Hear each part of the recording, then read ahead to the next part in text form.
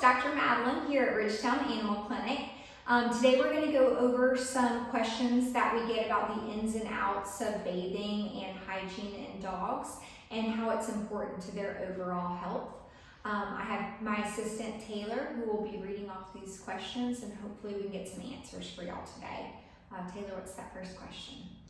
Dr. Madeline, what is a good hygiene regimen for a dog?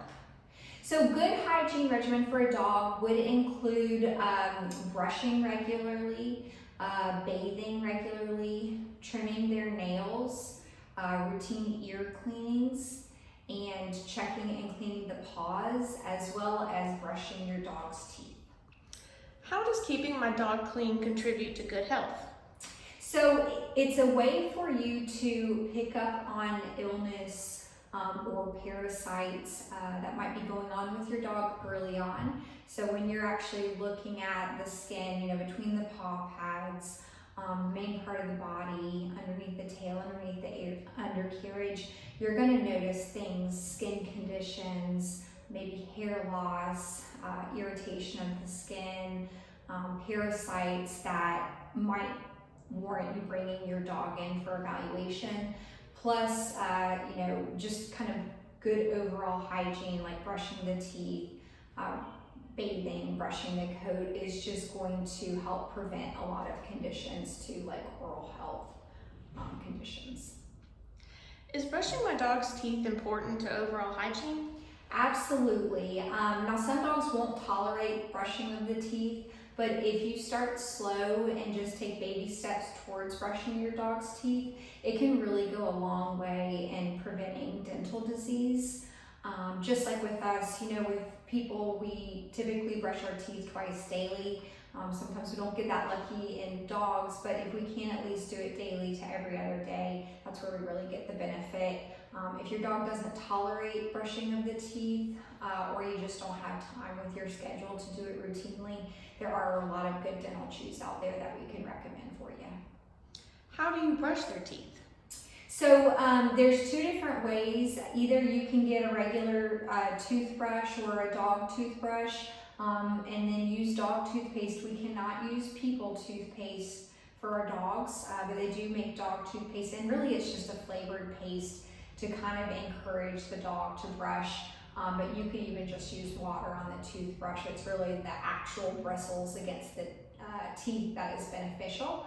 And then they do make like a little finger toothbrush too. Sometimes that's easier for people.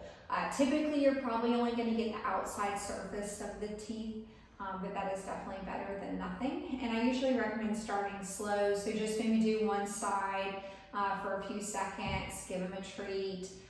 Maybe another day do one side and then start on the other. We're just going to want to try and slowly introduce that so that it's not a negative experience for them. How do I find the right bathing products for my dog? So we really like anything oatmeal based shampoo. If you use a dog shampoo, you typically don't need to use a conditioner after. I would avoid any sort of human products or dish soap, as those can be really drying for your pet. One that we carry here is Dermalay. This is a really good oatmeal shampoo that is moisturizing. So you bathe them, you towel, air dry, and you don't have to do anything else. It's not going to dry out the skin too much. How do you bathe your dog? So the best way to do that, if you have a small dog, you can sometimes do them like in a sink or a tub. Larger dog, you might need to do in a tub or outside, weather permitting. But you'll just kind of cover them with water, get them their fur saturated with water, and then you'll take shampoo and you'll put the shampoo on them and really kind of work it into the coat to get those oils and everything down at the base of the coat, go down the legs. You're going to want to go between the little paw pads, the digit pads on the front and the back side of the paw, checking underneath the tail, undercarriage, and then after you've lathered them up, then you'll rinse it off, making sure not to leave any shampoo behind. And then towel dry, air dry. I recommend not using a blow dryer if possible. That heat from the blow dryer can dry out their skin or cause burns. So for at-home purposes, I would recommend no hair dryer, just kind of towel and then air dry after. How do I clean their paws? Yeah, so the paws, you can take just your regular, soap and work it in between the toes. Again, just making sure to rinse it all off at the end. Or some people will take like a washcloth with water and kind of treat topically with the washcloth and soap and then rinse it at the end. We do have a medicated wipe if your pet is prone to getting infections between the paws. Then you can use this medicated wipe kind of as that in-between bath maintenance therapy. It's got an antibiotic, antifungal medication, and then another component just to kind of help soothe the skin. Why is it important to clean my dog's bed, bowls, collar, leash, and toys regularly? So a lot of the fur that falls off your pet will accumulate in these places. Same thing with the dirt, grease, oils from the skin.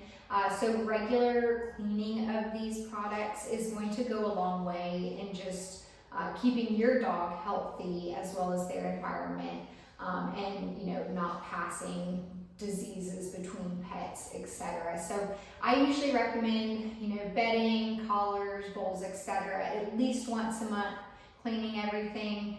Ideally maybe every other week would be best case scenario, but I know that's not always feasible. What are some signs and symptoms of poor hygiene in my dog? So eating problems is going to be a common one. Itching would be another very common one, which could indicate something more serious going on, a foul odor, whether that's from the mouth or the skin, and then infectious diseases, especially parasites, are going to be common symptoms that you'll see. How often should I be giving my dog a bath? So it kind of depends. Usually about every other week is good. Sometimes we have to do that more often. So some dogs require weekly baths, or if we're treating some sort of skin condition, it could be every couple of days or several times a week. That's going to be veterinarian recommended. You can always check their skin if it seems like the baths are drying it out. If it starts to get really flaky, kind of dandruff-like, then you might be overbathing your dog and you can kind of back down. Again, I would use a dog shampoo that's oatmeal based. If you use a human product or dish soap, it's for sure going to dry out your dog's skin if you do frequent baths. And then for puppies, just to kind of throw this in there, sometimes puppies get into stuff and they might need a cleanup bath between their regular baths. You can kind of dilute some of that shampoo down with water just so it's not full strength to give them those cleanup baths. You can do the same for your adult dogs too. How can my veterinarian help me with dog hygiene issues? So your veterinarian will take a look at your dog, do a full physical exam from nose to tail, top to bottom. And so we're going to be looking for those hygiene issues, skin conditions, parasites, and alert you to those things. If you have a bulldog, for say, which is a very popular breed with Mississippi State, so close by, they can have some facial folds, and so we do sometimes need to treat those areas. That's where these wipes come in handy. We might notice that your dog has a lot of accumulation of debris in its ears. We could check them for ear infection. If it's not infection, we're going to recommend some maintenance ear cleaning at home. We do have some good maintenance ear cleaners here at the clinic too. So again, we're a team with you and your dog to just provide the best possible hygiene and overall health for your dog. All right, I think that's all the questions that we have on that topic today. If y'all have any other questions, don't hesitate to reach out.